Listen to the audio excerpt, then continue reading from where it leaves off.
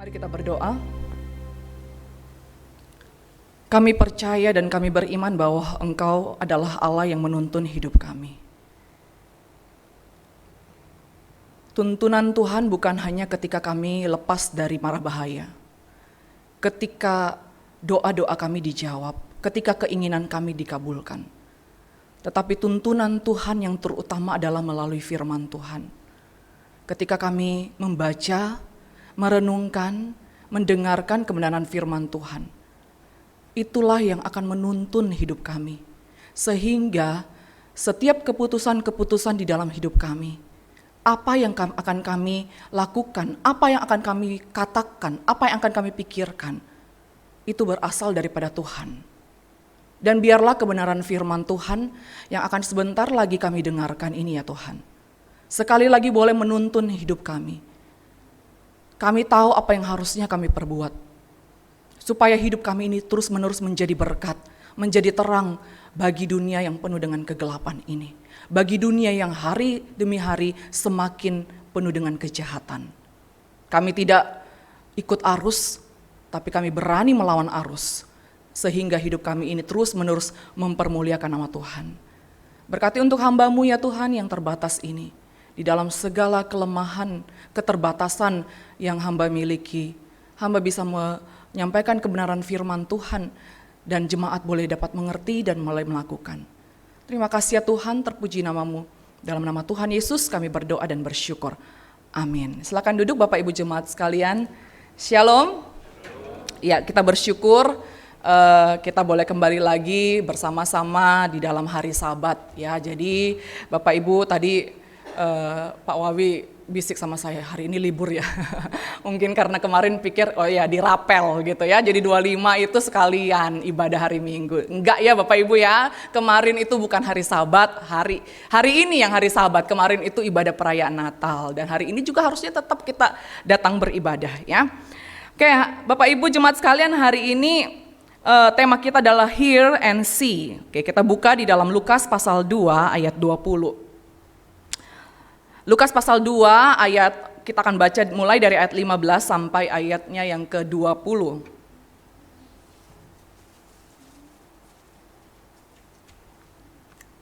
Lukas pasal 2 ayatnya yang ke-15 sampai ayat yang ke-20. Kita baca secara bertanggapan ya Bapak Ibu ya. Silakan ayat yang 15, kaum pria terlebih dahulu, kemudian diikuti oleh kaum wanita hingga ayatnya yang ke-20. Lukas pasal 2 ayat 15 sampai ayatnya ke-20. Silakan kaum pria terlebih dahulu, 3 ya.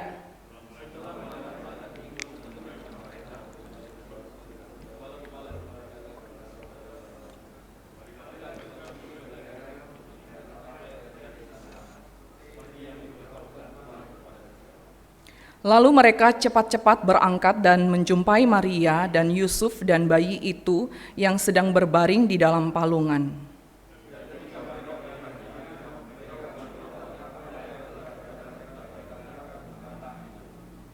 Dan semua orang yang mendengarnya heran tentang apa yang dikatakan gembala-gembala itu kepada mereka.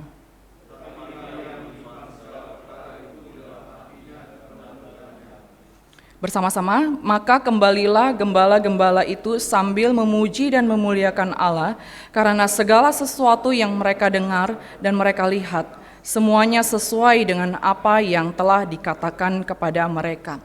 Ya, demikian jauh pembacaan firman Tuhan. Bapak Ibu jemaat sekalian, kalau kita masuk di dalam bulan Desember, kira-kira apa yang paling kita tunggu-tunggu untuk kita dengarkan dan kita lihat di bulan Desember ini? Paling ditunggu-tunggu itu THR. THR cair ya. Apalagi komplotan di belakang itu ya. Siska, Mario gitu ya. Tahun ini ada THR enggak gitu ya. Pasti itu pertanyaannya itu kalau udah masuk bulan Desember itu ya. Atau mungkin pengumuman jadwal liburan. Mulai dari kapan sih cuti bersama itu? Ya kadang-kadang kita pasti cemberut kalau misalnya waduh itu tanggal 25 pas hari Sabtu lagi kagak long weekend jadinya. Biasanya itu kan kalau enak itu kalau 25 itu hari Jumat atau hari Kamis tuh enak tuh ya. Dilempengin aja tuh sampai hari Minggu. Tapi gini 25 tanggal hari Sabtu lagi, waduh kita pasti, aduh sayang banget ya, kenapa hari Sabtu? Gitu.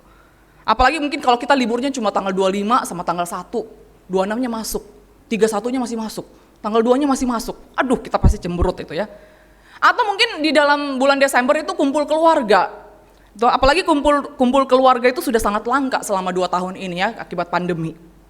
Atau mungkin diskon besar-besaran, diskon Natal, akhir tahun. Ini apalagi free ongkir ya, flash sale gitu.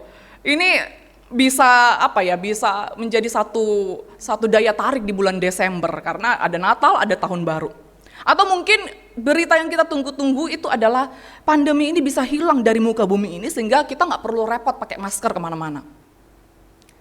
Bapak Ibu jemaat sekalian, ini mungkin berita-berita yang sangat dinanti-nantikan oleh kita. Bahkan mungkin sebelum kita dengar dan kita lihat secara langsung, kita pasti sudah sangat yakin THR itu bakalan turun. Ya. Benar nggak ya Mario? Ya, emang Desember itu bulan penuh berkah ya. Ya. Mungkin malah mereka sudah ngutang duluan tuh di Shopee Pay Later gitu ya. Belum ada berita itu THR bakalan turun, tapi udah yakin tuh pasti tahun ini turun. Ya. Bapak Ibu jemaat sekalian, saya juga membayangkan seperti itu juga mungkin yang diinginkan oleh para gembala. Waktu ketika peristiwa ini terjadi di Lukas pasal 2. Saya yakin sekali berita yang ingin mereka lihat dan mereka dengar pada saat itu kurang lebih mirip-mirip dengan apa yang kita inginkan atau apa yang seringkali kita harapkan terjadi di bulan Desember ini. Kenapa? Karena gembala itu yang pertama adalah mereka itu sangat-sangat miskin sekali. Dan tentu saja kalau mereka secara ekonomi tidak punya ekonomi yang cukup baik, dan tentu saja berarti uang atau mungkin THR gitu ya, itu menjadi satu kebutuhan yang sangat besar di dalam kehidupan mereka. Itu uang itu menjadi satu berita yang ingin mereka dengarkan dan mereka lihat pada saat itu. Saya bayangkan kalau mungkin saya waktu itu adalah seorang gembala pada saat itu sudah berada di tengah padang rumput, dan kalau kita tahu kemarin itu di ayat berapa itu ya yang dibahas oleh contoh Filemon itu, kalau mereka itu ternyata pada waktu malam ya di ayat 8-nya itu ya, pada waktu malam berarti mereka tuh sedang berada di padang rumput tengah malam, dan bisa dibayangkan pasti mereka sangat kedinginan, nggak punya baju tebal yang layak.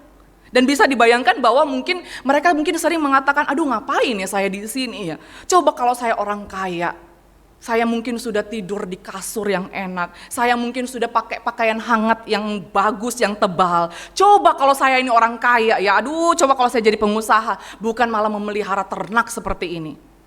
Sudah bisa dipastikan bahwa mereka itu adalah orang-orang yang pengen duit banyak.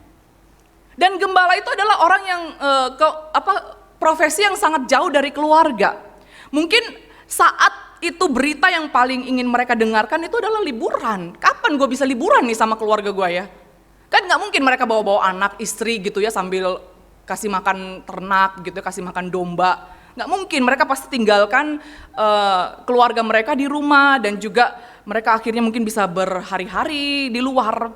Dan mereka itu mungkin kadang-kadang harus bangun tenda di padang itu supaya bisa dekat dengan ternak mereka. Dan dalam hal ini mereka mungkin bisa mengatakan bahwa ternak itu adalah segala-galanya bagi mereka. Tapi yang pasti namanya itu sudah berkeluarga, pasti mereka ada satu keinginan bisa berkumpul bersama dengan keluarga. Ya. Dan mereka pasti sangat-sangat membutuhkan liburan. Atau juga mereka sangat-sangat butuh customer gitu ya, pembeli-pembeli yang datang untuk membeli ternak mereka. Sekalipun mungkin mereka sudah dikasih uang, THR lah ya, atau mungkin mereka sudah dikasih liburan, tapi kalau nggak ada customer yang membeli ternak mereka, sama aja bohong. Mereka bekerja supaya ternak mereka itu subur gitu ya, supaya ternak mereka itu gemuk, supaya ternak mereka itu sehat. Tapi kalau nggak ada customer gimana? Dan juga mereka mungkin lebih butuh berita tentang naik jabatan gitu ya. Bapak Ibu jemaat sekalian, sudah dibahas oleh contoh Filemon dan contoh Henry bahwa profesi gembala itu bukan profesi yang menyenangkan pada saat itu ya. Perkataan mereka itu nggak pernah dijadikan standar kebenaran. Jadi kalau orang mau minta informasi, atau meminta kesaksian itu nggak pernah dari gembala, nggak akan pernah. Karena dianggap mereka itu mempunyai karakter yang jelek, mereka itu tidak berpendidikan, mereka itu miskin dan bodoh. Bahkan mereka itu tidak boleh menjadi saksi di dalam persidangan, nggak boleh. Walaupun mungkin mereka adalah saksi kunci atau saksi mata secara langsung. Tapi kalau itu diketahui profesinya adalah gembala, kagak boleh, nggak boleh. Dan ini merupakan profesi yang mengerikan sebenarnya, sudah nggak dianggap miskin, dianggap pembohong, ya. Dan predikat-predikat ini diberikan kepada gembala pada saat itu. Mereka dianggap miskin, hina, dan perkataan mereka itu tidak bisa dipertanggungjawabkan. Dan Bapak Ibu jemaat sekalian, tentu saja kondisi ini kondisi-kondisi ini menjadi satu hal yang menjadi kehidupan yang tiap hari mereka rasakan. Naik jabatan atau terlepas dari pekerjaan mereka yang mungkin mereka sudah capek, dihina, mungkin mereka pernah terpikir, aduh sampai kapan ya saya jadi gembala seperti ini. Kalaupun saya mati dalam keadaan gembala, cukuplah saya aja yang jadi gembala, anak-anakku jangan jadi gembala gitu ya. Saya capek dengan semua tatapan sinis, tatapan jijik dari orang-orang yang ada di sekitar saya. Saya capek kalau orang itu yang berada di dekat saya itu harus tutup hidung karena bau badan saya itu bau kambing gitu ya, bau domba. Kapan saya bisa berhenti dari pekerjaan seperti ini? Tetapi Bapak Ibu jemaat sekalian, dari sekian kebutuhan-kebutuhan atau berita-berita yang ingin mereka dengarkan dan ingin mereka lihat, tetapi itu sama sekali tidak mereka dapatkan. Justru berita yang tidak mereka sangka-sangka itulah yang dinyatakan kepada mereka. Dan kemarin kita sudah membahas bagaimana perkataan malaikat itu sangat menenangkan hati mereka.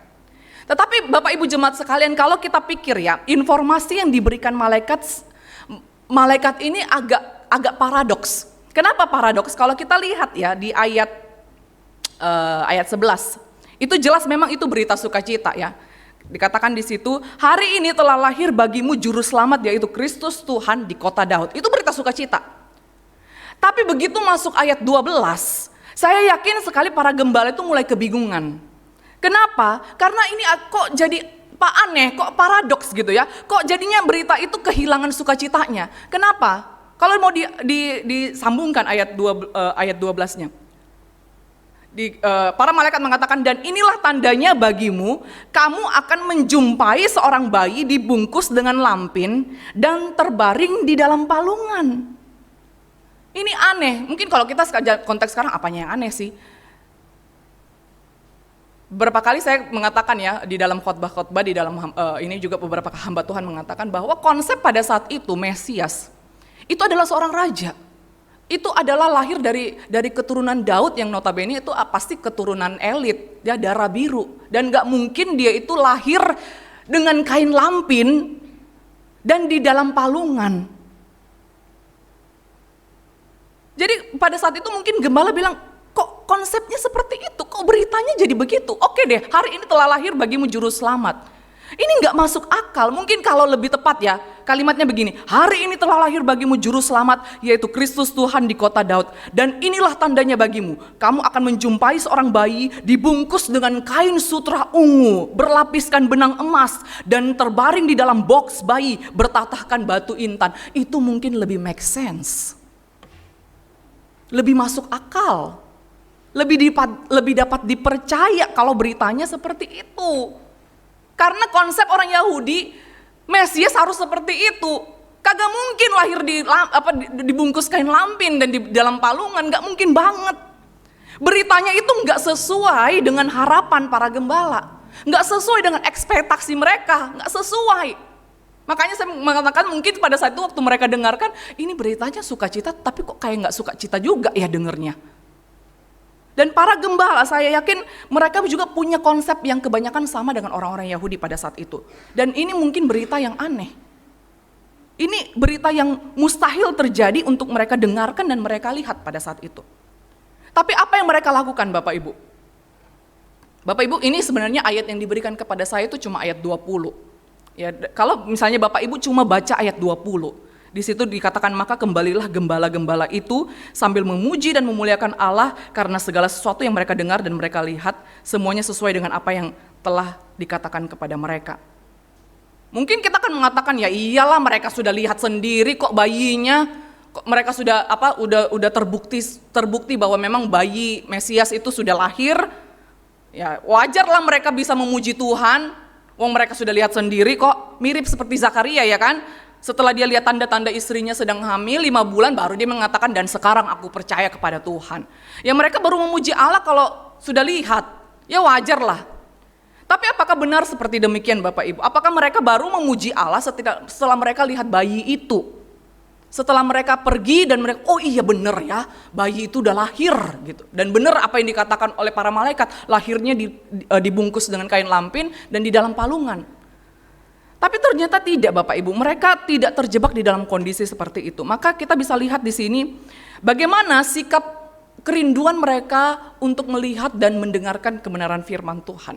Yang pertama adalah mereka itu tetap, kita bisa melihat di sini bagaimana mereka itu tetap memiliki kepercayaan yang utuh walaupun realita itu tidak sesuai dengan harapan. Bapak Ibu jemaat sekalian, ayat 15 dan 16 itu merupakan sangat-sangat penting gitu ya. Dan Injil atau firman Tuhan itu sudah diberitakan oleh malaikat. Dan sekarang kita bisa lihat bagaimana sikap dari para gembala. Sebenarnya Bapak Ibu jemaat sekalian, bisa saja mereka tuh punya sikap-sikap misalnya tidak percaya. Mungkin mereka bisa mengatakan, mana mungkin sih sang Mesias itu lahir pakai kain lampin lagi. Kain lampin itu kain ini ya, kain lap gitu, kain topo gitu ya, kain lap-lap untuk lap-lap debu, kain lap-lap lantai gitu ya. Lahirnya pakai kain lampin, di palungan lagi, ya elang. Jangan ngadi-ngadi deh gitu ya. Bisa aja mereka nggak percaya. Atau mungkin bisa aja mereka acu tak acu gitu ya. Mungkin mereka bisa ngomong, aduh bodo amat dah, gua lagi kerja nih gitu ya. Kalau gua pergi liatin bayi itu emang gua dapat cuan gitu ya. Yang ada gua rugi. Kesono mah bisa berhari-hari. Terus siapa yang jagain domba nih? Siapa yang kasih makan nih? Lebih baik gua kerja jagain domba, jagain ternak, lebih menguntungkan, lebih dapat cuan. Atau mungkin mereka juga bisa mengatakan, oke deh, ya luar biasa ya berita ini. Mereka mungkin bisa takjub. Mereka mungkin bisa mengatakan, aduh alangkah indahnya berita ini. Aduh bersyukur kami diundang melihat Mesias. Bersyukur banget kita ini ya. Siapa sih kita ini? Tapi aduh kalau ke sana nanti aja ya. Kami ini masih bau kambing gitu ya. Belum mandi, besok-besok aja ya kalau kami sudah punya uang yang cukup. Kalau kami sudah terjual nih ya, ternak-ternak kami ini, baru nih kami bisa persembahkan duit deh dikit buat Mesias gitu ya. Hitung-hitung biaya persalinan. Nggak enak kan nggak bawa oleh-oleh ke sana. Kalau besuk bayi itu kan harus bawa oleh-oleh biasanya gitu ya. Udah deh, itu Tuhan pasti undang yang kaya-kaya aja gitu ya. Mereka-mereka aja deh, nggak usah kami. Bapak Ibu mereka bisa aja mengatakan seperti demikian. Tapi justru bukan sikap seperti itu yang dilakukan oleh para gembala. Justru mereka sangat-sangat percaya, dan bahkan di ayat 15b dikatakan di situ, marilah kita pergi ke Bethlehem untuk melihat apa yang terjadi di sana. Apa yang dikatakan? Seperti yang diberitahukan Tuhan kepada kita. Bapak Ibu, ini berita dari malaikat loh ya. Yang menyampaikan kepada mereka ini malaikat. Dan mereka menyamakan berita yang disampaikan itu dengan berita sama kuatnya dengan berita yang disampaikan oleh Tuhan. Tentu saja maksud saya ini bukan maksudnya menyamakan malaikat dengan Tuhan, tapi maksudnya adalah mereka yakin bahwa apa yang disampaikan oleh para malaikat itulah yang menjadi berita dari Tuhan itu sendiri. Dan firman Allah itu bukan omong kosong, dan mereka tidak mengatakan hal itu ketika mereka melihat bayi Yesus. Dan mereka mengatakan seperti yang diberitahukan Tuhan kepada kita. Maka sikap mendengar dan melihat, hear and see, melihat dan mendengar karya Tuhan itu bukan karena kita sudah dengar dan lihat dulu realita yang terjadi itu sesuai dengan harapan kita, baru kita mau mendengarkan dan melihat firman Tuhan. Bapak Ibu, berapa banyak dari antara kita yang seperti demikian? Bapak Ibu, nggak ada yang salah kalau kita memiliki ekspektasi yang tinggi. Harapan, cita-cita yang tinggi, nggak ada yang salah Bapak Ibu. Apalagi kita mengiringinya mungkin dengan doa, puasa, terus semangat, perjuangan sampai titik darah penghabisan. Tapi siapa yang bisa menjamin realita itu akan sesuai dengan harapan kita? Nggak ada. Apalagi dosa itu sudah mencemari pikiran kita ya Bapak Ibu ya. Dosa itu sudah mencemari pikiran kita sehingga menganggap bahwa usaha keras akan berbanding lurus dengan hasil. Nggak selalu begitu Bapak Ibu. Ini firman Tuhan katakan Yeremia pasal 17 ayat 9. Katakan betapa liciknya hati, lebih licik daripada segala sesuatu, hatinya sudah membatu. Siapakah yang dapat mengetahuinya? Dosa itu sudah mencemari hati dan pikiran kita. Termasuk harapan dan ekspektasi kita terhadap sesuatu. Dan itu membuat kita kerap kali berpikir bahwa rencanaku adalah rencana yang terbaik, usahaku adalah usaha yang terbaik, dan Tuhan sebaiknya mengikuti apa yang aku rencanakan. Padahal seringkali hal yang kita inginkan itu bukan sesuatu hal yang benar-benar terbaik untuk kita. Kita lebih suka mendengarkan ekspektasi orang lain lalu kita adopsi itu menjadi harapan kita sendiri. Sehingga fokus kita itu hanya mendengarkan dan melihat harapan kita, bukan lagi firman. Fokus kita mungkin hanya hear and see realita yang sesuai dengan ekspektasi kita. Bapak Ibu, saya yakin ketika para gembala menemukan antara ekspektasi dan realita berbeda, dan bagaimana mereka itu sangat percaya kepada Tuhan karena mereka sudah terlebih dahulu mendengarkan kebenaran firman Tuhan di ayat 10-14 itu. Bapak Ibu, sekalipun harapan mereka tidak sesuai dengan realita, tidak sesuai dengan harapan mereka, itu tidak menghalangi mereka untuk mendengarkan dan melihat firman. Bapak Ibu, bagaimana dengan kita? Adakah harapan-harapan kita itu nggak sesuai dengan realita? Adakah harapan-harapan kita itu yang menurut kita itu, ya Tuhan, saya kan ekspektasi saya sebenarnya nggak tinggi-tinggi amat Tuhan, saya nggak nuntut banyak, itu pun nggak dikabulkan sama Tuhan. Kita mungkin sudah berusaha sekuat mungkin, tapi realita itu nggak sesuai dengan ekspektasi kita. Dan ini saatnya Bapak Ibu, mungkin Tuhan sedang menegur kita, kau harus dengarkan, kau harus lihat firman terlebih dahulu.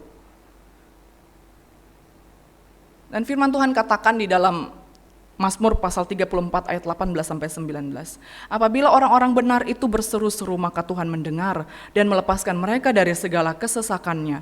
Tuhan itu dekat kepada orang-orang yang patah hati dan ia menyelamatkan orang-orang yang remuk jiwanya. Bapak Ibu jemaat sekalian, kalau kita hari ini mengalami hal yang sangat-sangat tidak menyenangkan, realita tidak sesuai dengan harapan, datang kepada Tuhan. Datang kepada Tuhan, minta pertolongan Tuhan. Walaupun realita itu tidak sesuai dengan apa yang aku harapkan, aku tetap ingin mendengarkan dan melihat Tuhan di dalam hidupku. Dan itu yang dilakukan oleh para gembala, mengatakan seperti yang telah Tuhan beritakan. Yang kedua, sikap para gembala, kita bisa lihat di sini bagaimana itu ditandai, hear and see itu ditandai dengan kekompakan dan saling menegur dengan penuh kasih. Kalau kita lihat di ayat 15b ya, di ayat 15b itu dikatakan setelah malaikat-malaikat itu meninggalkan mereka dan kembali ke sorga, gembala-gembala itu berkata seorang kepada yang lain. Ya. Waktu ketika para gembala ini mendengar berita dari malaikat bahwa telah lahir seorang penyelamat, telah lahir sang Mesias, mereka memperlihatkan sikap yang sangat kompak sekali. Dan sikap kompak ini terlihat bagaimana ketika mereka secara serentak bersepakat untuk melihat langsung bayi itu. Alkitab mencatat di sini bahwa mereka berkata seorang kepada yang lain. Ini berarti memang mereka saling mengingatkan. Jadi nggak ada itu perkataan-perkataan yang mengatakan udahlah nggak usah repot-repot, mendingan kita fokus aja nih jagain ternak gitu ya. Kita kesana pun udah bingung nih ternak mau diapain. Nggak ada. Mereka berkata seorang kepada yang lain, ayo kita pergi. Ayo kita jalan, yuk kita lihat. Mereka menyingkirkan berita-berita sukacita duniawi itu yang mungkin mereka anggap paling penting untuk didengarkan dan dilihat. Karena mereka sadar bahwa sukacita yang mereka akan lihat itu jauh lebih besar. Bapak Ibu jemaat sekalian, mari sama-sama kita juga belajar dari para gembala bahwa Natal itu seharusnya membawa sukacita. Dan itu terlihat di dalam sikap kompak kita untuk mencari kebenaran. Biarlah kita dalam konteks jemaat Bapak Ibu, kita saling kompak, saling mengingatkan untuk kita bisa sama-sama bertemu dengan Tuhan. Suami istri, orang tua dan anak-anak sepakat kompak untuk mendekatkan diri kepada Tuhan, mengutamakan Tuhan. Sebagai tubuh Kristus, misalnya para hamba Tuhan, BPP, para pelayan, semua jemaat, kita belajar bersama-sama kompak di dalam melayani Tuhan. Kompak untuk selalu setia mendengarkan, melihat suara Tuhan. Kita kompak untuk berdoa bersama-sama, kompak untuk memberitakan Injil. Ataukah pertanyaannya sebenarnya kita sudah banyak sekali kehilangan kekompakan ini Bapak Ibu? Suami istri, apakah kompak untuk saling mengutamakan Tuhan terlebih dahulu? Orang tua, apakah kompak mengajarkan anak-anak kita untuk mendengarkan suara Tuhan terlebih dahulu? Atau malah kita saling dorong-mendorong gini untuk tidak taat, untuk bolos ibadah, ya untuk bolos dari rutinitas kita untuk meningkatkan kerohanian kita. Bapak Ibu jemaat sekalian, orang yang mau mendengarkan dan melihat firman, ia pasti akan mau untuk lingkungannya itu sama-sama bertumbuh, pasti. Kalau gereja sudah nggak kompak lagi nih ya, banyak berantemnya, banyak orang-orang yang sakit hati di dalamnya, ya, jangan-jangan sebenarnya mereka sudah nggak mau lagi dengar firman, itu pasti. Ya, tapi kalau gereja itu makin kurang konfliknya, makin bisa menyelesaikan masalah dengan baik-baik, itu gereja yang bertumbuh, ya. Dan insya Allah gereja kita menuju ke sana ya Bapak Ibu. Amin. Ya, nggak ada gereja yang nggak ada konflik Bapak Ibu, nggak ada. Cari dimanapun nggak ada. Saya jamin 100%. Tapi bedanya adalah bagaimana cara kita menyelesaikan konflik itu. Yang ketiga, tidak menunda-nunda.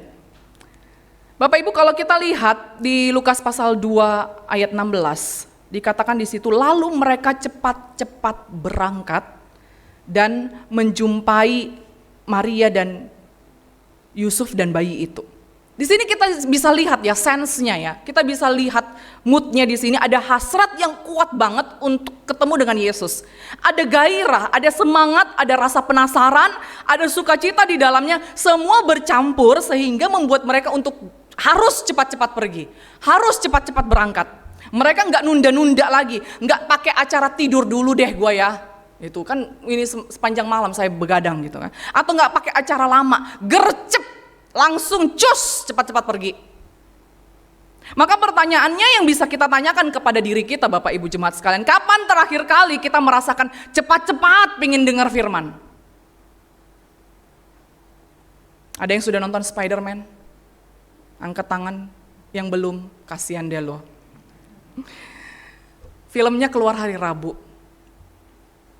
Saya sudah langsung WA contoh Filemon, contoh Henry. Yuk nonton. Hari Jumat siang kami nonton. Begitu filmnya keluar kami penasaran banget pengen nonton. Tapi baru bisa nonton, ya itu termasuk cepat juga ya, Rabu keluar Jumat. Gitu ya. Di tengah-tengah kesibukan saya merengek sama contoh Henry. Aduh, saya pingin mama Berta ini butuh piknik gitu ya. Sudah berminggu-minggu kagak keluar rumah ya, berkutat di rumah gereja, ke rumah ketemu centong nasi, ketemu panci gitu ya. Sudah berminggu-minggu gitu, anak-anak habis sakit, saya habis sakit. Pingin refreshing sebentar, sejam 2 jam begitu ya. Cari waktu yang tepat, anak-anak bisa titipkan sebentar di keluarga Bapak Karista gitu ya. Gitu ya. Maka cus kami pergi. Pengen cepat-cepat nonton film. Saya jadi merefleksikan diri saya, Tuhan, apakah saya punya kerinduan yang sama untuk dengarkan firman ketika waktu saya pengen cepat-cepat nonton Spider-Man? Orang berlomba-lomba nonton film ini, kalau bisa secepat mungkin supaya kagak sempat denger spoiler gitu ya. Kalau sudah sempat denger spoiler tuh, aduh kayaknya nggak greget lagi. Apakah juga kita punya hasrat yang sama, kerinduan yang sama, pengen dengar, pengen lihat firman, seperti kita pengen cepat-cepat melakukan hobi kita? Bapak Ibu jemaat sekalian, sewaktu para gembala itu cepat-cepat pergi, tentu saja mereka tidak meninggalkan begitu saja domba-domba mereka ya. Tapi mungkin mereka langsung memasukkan domba-domba mereka ke dalam kandang, atau mungkin menitipkan kepada orang lain, atau mungkin harus membayar lebih gaji kepada mungkin teman-teman mereka. Tapi yang jelas mereka meninggalkan pekerjaan mereka demi mencari Tuhan. Dan itu hasrat dari orang yang ingin cepat-cepat mendengar dan melihat firman Tuhan.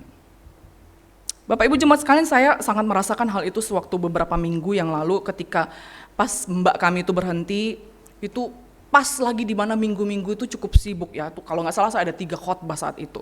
Dan anak-anak tuh lagi sakit. Itu betul-betul memang luar biasa ya. Itu tensi saya juga mungkin sudah naik, itu mungkin sudah 250 ya. Enggak ya. Dan memang karena Jos dan El itu ada riwayat kejang. Jadi kalau sudah demam itu pasti semalaman saya nggak akan tidur. Itu saya kalau sudah mulai tidur jam 10 itu saya sampai pasang alarm itu 30 menit sekali. Takut saya ketiduran, kebablasan gitu, nggak sempat ngukur ya. Dan itu berhari-hari. Sambil saya kompres itu si L tuh sambil saya persiapan khotbah gitu. Bapak Ibu jemaat sekalian, tergoda nggak saya nggak saat teduh? Jangan tanya Bapak Ibu ya. Saya juga manusia biasa, apalagi keadaan mendukung. Anak sakit, saya persiapan khotbah, mbak berhenti. Dan saya juga bisa jadikan alasan itu untuk mentolerir diri saya sendiri. Tuhan, saya kan persiapan khotbah, sama aja kan kayak saat teduh kan? Sama aja kan saya lagi merenungkan firman Tuhan kan? Malah alasan saya sebenarnya jauh lebih rohani dari Bapak Ibu semua ya. Kalau Bapak Ibu mungkin alasannya sibuk cari duit gitu ya, sibuk mungkin closing gitu ya, sibuk apalah gitu segala. Saya sibuk ini loh persiapan khotbah, lebih rohani saya ini gitu ya. Tapi saya tahu Bapak Ibu, kalau saya padamkan sekali saja api itu, kalau saya padamkan sekali saja, maka api itu akan mengecil hari-hari kemudian dan akhirnya akan padam. Saya tahu persis Bapak Ibu karena saya sudah mengalaminya. Saya sudah jadi hamba Tuhan sekitar waktu sekitar 1-2 tahun setelah wisuda ya. Sambil saya pelayanan bisa selama berbulan-bulan saya nggak saat teduh bisa. Kenapa? Karena saya nggak sepele. Saya mengatakan besok aja lah saat teduhnya, gue sibuk, capek hari ini pelayanan. Tapi apa besoknya saat teduh? Kagak. Alasan yang sama bisa saya pakai besoknya. Tuhan capek nih saat teduh, capek nih pelayanan. Sama aja kan Tuhan, saya lagi persiapan khotbah kok. Saya lagi, ya anggap aja lah dirapel gitu ya. Persiapan khotbah sama saat teduh sekalian sama doa sekalian tuh. Ini bukan karena apa ya, saya ngaku dosa di hadapan Bapak Ibu ya. Karena intinya gini, walaupun kami hamba Tuhan bukan berarti perjalanan rohani kami itu mulus-mulus aja Bapak Ibu. Jangan sampai Bapak Ibu berpikir akan contoh Berta itu, contoh Henry itu hamba Tuhan, jadi wajarlah rutin saat teduhnya. Siapa bilang? Siapa bilang Bapak Ibu kami nggak ada tantangan? Bahkan mungkin kami bisa pakai alasan yang sangat rohani sekali untuk membenarkan kami nggak saat teduh. Dan sekarang saya benar-benar komitmen di hadapan Tuhan, saya nggak mau padamkan api itu Tuhan, saya nggak mau. Dan dengan pertolongan Tuhan di masa-masa sulit yang sibuk sekali waktu itu, saya sakit, anak-anak sakit, mbak berhenti, kemudian khotbah ada berjejer di dalam minggu itu, saya bersyukur sekali Tuhan kasih saya kekuatan, saya nggak lewatkan saat teduh saya. Itu hal yang sangat basic menurut saya, hal yang sangat basic sekali. Maka Adam Clark gitu ya, Adam Clark dia mengatakan seperti ini. Dia mengomentari peristiwa tentang gembala yang bagaimana mereka itu ketika mereka pergi mencari Tuhan, dia mengatakan gini, semua penundaan adalah berbahaya. Ya, semua penundaan itu berbahaya. Tetapi orang yang setelah mendengar Injil lalu menunda untuk mencari Tuhan, itu membahayakan kebahagiaan kekalnya. Bapak Ibu, bagaimana dengan Bapak Ibu? Adakah kita lebih cepat-cepat untuk melakukan hobi kita dibandingkan cepat-cepat untuk mendengarkan atau melihat firman? Mari sama-sama jangan menunda Bapak Ibu, jangan pernah menunda, jangan pernah padamkan api itu. Karena sekali kita padamkan api itu, maka seterusnya itu akan kebablasan. Minta pertolongan sama Tuhan. Hal yang keempat, tekad untuk mengabarkan firman. Kalau kita lihat di Lukas pasal 2 ayat 20, para gembala dengan kompak bersama-sama punya tekad untuk memuji Tuhan. Para gembala memuji dan memuliakan Allah karena mereka telah menyaksikan dan mengalami kebenaran itu di dalam hidup mereka. Dan kita bisa lihat bagaimana mereka itu mengumandangkan berita itu sekalipun tidak sesuai dengan ekspektasi mereka. Bahkan mereka pulang dengan penuh ucapan syukur karena mungkin mereka mengatakan, siapa sih saya ini sehingga saya bisa menerima anugerah ini. Bayangkan Bapak Ibu ya, kalau saja seandainya harapan mereka itu sesuai dengan realita. Ya, kan harapan mereka itu adalah Mesias itu seorang raja keturunan darah biru gitu ya, lahir mungkin bukan di palungan tapi di dalam lingkungan yang status sosial yang tinggi. Dan kalau seandainya ekspektasi mereka sesuai dengan realita, benar-benar Mesias itu lahir di dalam keluarga terpandang, terbungkus kain sutra, putra mahkota, lahirnya di istana. Pertanyaannya Bapak Ibu, mungkinkah para gembala diperbolehkan masuk bertemu sang Mesias itu? Jamin 100% nggak akan mungkin. Dijamin. Karena apa? Gembala itu image-nya negatif saat itu. Tubuh mereka pasti nggak terlalu higienis untuk bertemu dengan seorang bayi. Baru mungkin di depan gerbang sudah ditolak, disuruh pulang. Belum mungkin para gembala ini belum menyampaikan berita, gue ketemu sama malaikat nih, katanya di sini lahir masih. Belum ngomong itu, mungkin sudah disuruh pergi. Sudah bakalan disuruh pergi kalian gembala, ngapain kalian datang ke sini? Tapi karena justru kenyataan nggak sesuai harapan, inilah yang membuat mereka bisa bertemu dengan Mesias. Maka Bapak Ibu jemaat sekalian, nggak selalu kenyataan yang nggak sesuai dengan harapan kita itu adalah sesuatu yang tidak baik dalam hidup kita. Bisa jadi justru kenyataan yang jauh dari harapan itu adalah kehendak yang mulia terjadi di dalam hidup kita.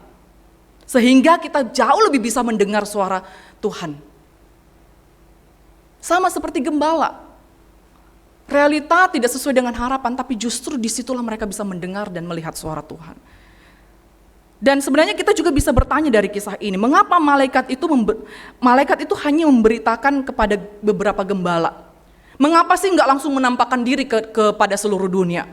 Kenapa sih nggak langsung di seluruh dunia gitu ya? Malaikat itu langsung kemuliaan bagi Allah yang Maha Tinggi. Kenapa sih hanya cuma gembala segelintir orang? Karena jelas Allah menghendaki manusia, bukan malaikat, sebagai pemberita Injil. Allah menghendaki bahwa beberapa gembala ini yang sudah mendengarkan berita Injil ini meneruskan kepada orang lain. Dan itu memang jelas sekali di dalam Lukas pasal 2 ayat 10 ya.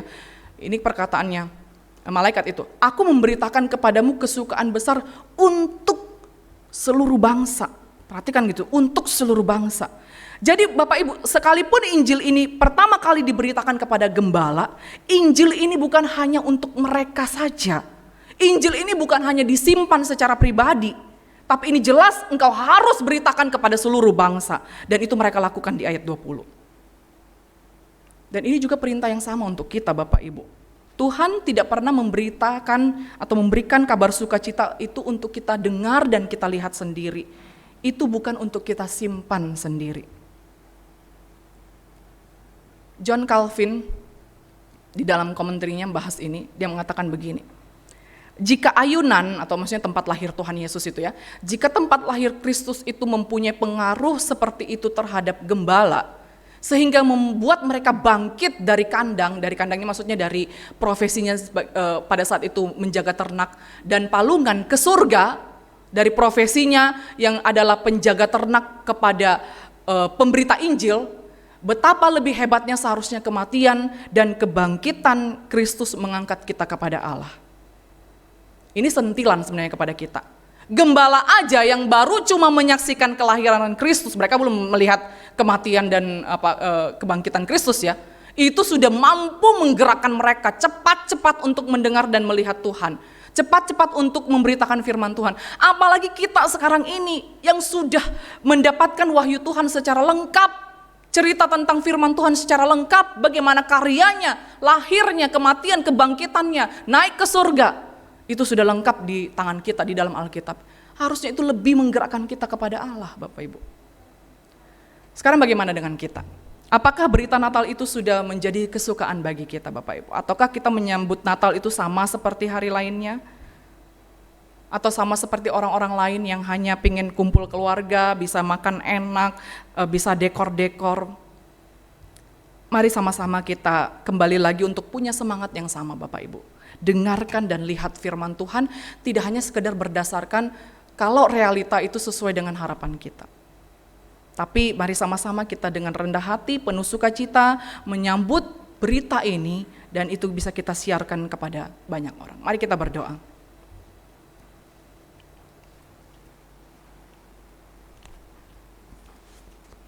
Tuhan, kami bersyukur untuk kebenaran firman Tuhan yang boleh mengingatkan kami sekali lagi ya Tuhan, bahwa kami mendengarkan dan melihat firman itu bukan kalau doa-doa kami dijawab. Tetapi pada saat ketika kami mendengarkan firman Tuhan, seharusnya kami mempunyai hati yang siap untuk selalu melakukan firman itu. Ketika kami mendengarkan dan melihat firman, maka seharusnya kami bisa bergerak untuk terus maju, merasakan Tuhan di dalam hidup kami, sehingga kami bisa menjadi berkat bagi orang-orang di sekitar kami. Biarlah kehidupan kami sama seperti gembala yang walaupun mereka banyak kali dihina oleh orang lain, tapi itu tidak menjadikan alasan untuk mereka tidak memberitakan firman. Terima kasih ya Tuhan, terpuji namamu. Dalam nama Tuhan Yesus kami berdoa dan bersyukur. Amin.